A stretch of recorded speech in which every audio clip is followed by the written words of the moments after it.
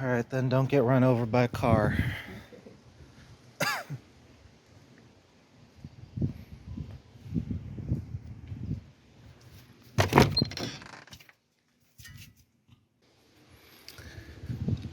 It's not the best of days. It's just kind of like generically cloudy. It's not like stormy clouds or it's gonna disperse kind of clouds, but there is like a gentle breeze that's coming through, so it does feel very storm-like. Even though it's not really a storm, it's just kind of a rain system coming through. But yeah, that's the kind of day it is today. So if it does start coming down, then I might jump into VR. If it doesn't, I don't know, I'm tempted to kind of take the skateboard out.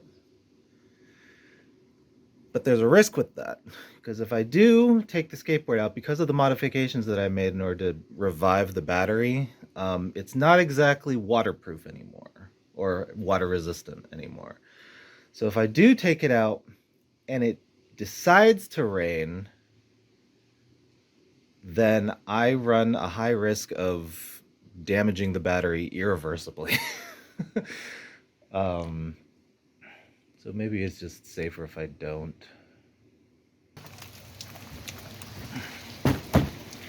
.602 when it finally started coming down.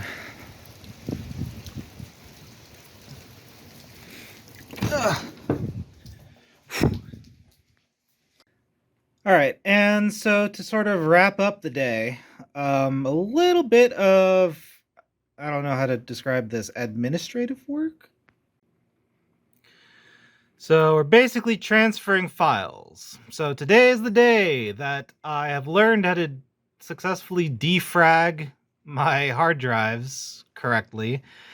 So we're moving stuff from this area, or we're moving stuff to this area.